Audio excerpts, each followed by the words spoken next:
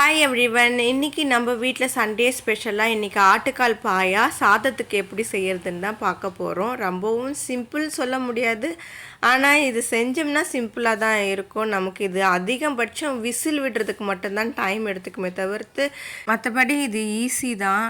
கொஞ்சம் நல்லா சாப்பிட்ணுன்னா லைட்டாக நம்ம சிரமப்பட்டு தானே ஆகணும், அதுதாங்க இது. அதுக்கு நம்ம ஒரு ஆடோட கால் ஃபுல்லாக எடுத்துக்கலாம். இப்போ நம்ம எடுத்த உடனே எதுவுமே போடாமல் இதை வாஷ் பண்ணி எடுத்து நம்ம குக்கரில் போட்டு விசில் விட்டுக்கலாம். நான் ஃபஸ்ட்டு எடுத்த உடனே ஒரு 10 விசில் விட்டுட்டேன். என்ன இவ்வளோ விசில்னு பார்க்காதீங்க, ஆட்டுக்கால் இப்போல்லாம் சில நேரங்களில் வேகவே மாட்டுது. அதுக்கு காரணம் நான் சொல்கிறேன். கொஞ்சமாக தண்ணி ஆட்டுக்கால் முழுகிற அளவுக்கு தண்ணி ஊற்றி உப்பு போட்டு நீங்கள் விசில் போட்டுக்குங்க. இதுதான் ஃபஸ்ட்டு ப்ராசஸ். நம்ம இப்போ 10 விசில் போட்டு எடுத்துட்டோம். இதுக்கப்புறம் பண்ண போகிற ஸ்டெப் என்னென்னா, அதுக்கு முன்னாடி ஆட்டுக்கால் எந்த அளவுக்கு வெந்திருக்குன்னு செக் பண்ணிக்கலாம். இதை பார்த்திங்கன்னா ஒரு 50% தான் வெந்திருக்கு. இதுக்கு முன்பாக நம்ம ஊற்றின தண்ணி இப்போ வற்றி போயிடுச்சு. இப்போ தேவையான பொருட்கள்: ஒரு வெங்காயம் சின்ன சைஸ், ஒரு சின்ன சைஸ் தக்காளி, இது கூட சேர்த்திக்கலாம். இது கூட இன்னும் கொஞ்சம் ஒரு ஸ்பூன் அளவுக்கு இஞ்சி பூண்டு விழுது, அதையும் சேர்த்துப்போம். இப்போது கொஞ்சோண்டு கொத்தமல்லி போட்டுக்கோங்க, ஏன்னா இதோட ஃப்ளேவர் ரொம்ப வித்தியாசமாக இருக்கும். இதுக்கு முன்பாகவே நம்ம எல்லா மசாலாவும் போட்டு வேக வச்சுக்கலாம். ஆனால் காரணம் ஆட்டுக்கால் அப்போவாச்சும் ஒரு 50% வெந்துட்டோம். அதுக்கப்புறமா நம்ம தேவையான பொருளெல்லாம் போட்டு நம்ம திரும்ப வேக வைக்கலாம் தான் இந்த மாதிரி ப்ராசஸ். இப்போ நீங்கள் ஒரு பிஞ்ச் அளவுக்கு மஞ்சத்தூள் சேர்த்திக்கோங்க. இப்போ இது எல்லாத்தையும் சேர்த்து நல்லா மிக்ஸ் பண்ணி விட்டுட்டு தேவையான அளவுக்கு திரும்பவும் ஆட்டுக்கால் முங்குற அளவுக்கு தண்ணி ஊற்றி மூடிடலாம். திரும்பவும் ஒரு 10 விசில் விடலாம். பாயாக்கு தேவையான முக்கியமான இன்க்ரீடியன்ட் தேங்காய். 1/4 தேங்காவை நல்லா குட்டி குட்டியாக கட் பண்ணிக்கோங்க. அதில் இருக்க தோலையும் எடுத்து இந்த மாதிரி நல்லா கிரைண்ட் பண்ணிக்கோங்க. அதுக்கப்புறமா தேவையான அளவுக்கு பச்சை மிளகாய். நான் ஒரு 4 பச்சை மிளகாய் இதுக்கு சேர்த்திக்கிட்டேன். இது எங்களுக்கு போதுமான காரம். இது கூட தேவையான ஸ்பைசஸ் போட்டுக்கலாம்.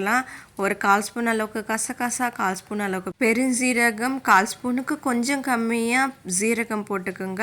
மிளகு 1/4 ஸ்பூன் போட்டுக்கோங்க.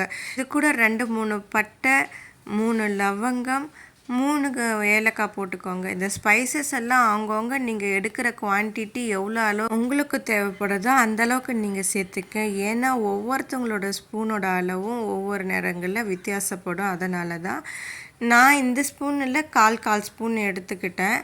பார்த்திங்கன்னா எல்லா ஸ்பைசஸும் சேர்த்துட்டு நல்லா இதையும் நல்லா ஃபைனாக நம்ம கிரைண்ட் பண்ணிக்கலாம். இது கூட ஒரு 5 முந்திரி பருப்பு சேர்த்துக்கிட்டேன், ஏன்னா அப்போ தான் கொஞ்சம் கெட்டியாக வரும். அதனால தான் இது நல்லா ஃபைன் பேஸ்ட் ஆக்கினதுக்கப்புறம் இப்போ நாம் விசில் போட்டு வச்சேன் இல்லைங்களா, அது ப்ரெஷர் போனதுக்கப்புறம் ஓப்பன் பண்ணி பார்த்தோம்னா இப்போது ஒரு 70% அளவுக்கு வெந்திருக்கும். இதுக்கப்புறமும் நம்ம வேக வைக்கணும். அதை அப்படியே ஒரு பக்கம் எடுத்து வைங்க. இப்போ தாளிக்கிறதுக்கு கொஞ்சமாக எண்ணெய் கடாயில் ஊற்றி தாளிப்புக்கு பே லீஃப் போட்டுக்கிட்டேன். கொஞ்சமாக பெருஞ்சீரகம், கல்பாசி தேவையான அளவுக்கு. இதெல்லாம் பொரிஞ்சதுக்கப்புறம் நான் திரும்பவும் சின்ன சைஸ் வெங்காயம் 1 சேர்த்து அதை நல்லா மிக்ஸ் பண்ணிக்கிட்டேன். தேவையான அளவுக்கு உப்பையும் சேர்த்துக்கிட்டேன். நான் ஏன் இவ்வளோ விசில் விடுறேன்னா, ஆக்சுவலாக கால் கொஞ்சம் பெரிய காலாக கொண்டு வந்துட்டாங்கன்னு நினைக்கிறேன். அதனால் அது வேகாதனால இவ்வளோ விசில் போட்டுக்கிட்டேன். நீங்கள் எலசான ஆட்டுக்கால் வாங்கிட்டு வந்திருந்தீங்கன்னா விசில் கம்மியாக விட்டுக்கோங்க. ஆனால் சேம் ப்ராசஸ் தான். தேவையான அளவுக்கு சின்ன சைஸ் அளவுக்கு தக்காளி கட் பண்ணது அதையும் சேர்த்துக்கிட்டு 1 ஸ்பூன் அளவுக்கு இஞ்சி பூண்டு விழுது மிக்ஸ் பண்ணிக்கோங்க. இப்போது புதினா, கொஞ்சம் கொத்தமல்லி சேர்த்து இதையும் மிக்ஸ் பண்ணிக்கோங்க. இப்போது 1/4 ஸ்பூன் அளவுக்கு மஞ்சத்தூள் போட்டுக்கிட்டு நம்ம மட்டன் மசாலா தூள், குழம்பு மிளகாய் தூள் இருக்குது இல்லைங்களா, அதை 1 ஸ்பூன் இல்லைன்னா 1.5 ஸ்பூன் அளவுக்கு சேர்த்திக்கோங்க. இதெல்லாம் நல்லா மிக்ஸ் பண்ணதுக்கப்புறம் நீங்கள் அப்படியே இது எல்லாத்தையுமே குக்கருக்கு ட்ரான்ஸ்ஃபர் பண்ணிக்கோங்க. இந்த மசாலாலாம் நல்லா அந்த ஆட்டுக்காலில் அப்சர்வ் ஆகணும். அதனால் இதை நல்லா 7 விசில் விட்டு வேக வைக்க போகிறோம். இந்த மசாலாலாம் சேர்த்து மிக்ஸ் பண்ணதுக்கப்புறம் இது கூட நம்ம அரைச்சி வச்சோம் இல்லைங்களா, அந்த தேங்காய், இது எல்லாமே பாயாக்கு தேவையான பொருள் எல்லாமே அதையும் நல்லா இது கூட சேர்த்திக்க போகிறோம். தேவையான அளவுக்கு தண்ணி ஊற்றிக்கோங்க. இப்போ இந்த பேஸ்ட்டும் இது கூட மிக்ஸ் பண்ணிக்கலாம். இதெல்லாம் சேர்த்தி தான் இப்போ நம்ம வேக வைக்க போகிறோம். இது எல்லாத்தோடைய டேஸ்ட்டும் நல்லா அந்த ஆட்டுக்காலில் நல்லா அது வந்து நல்லா ஊறின மாதிரி ஆகும் அப்போ தான் விசில் விடும்பொழுது.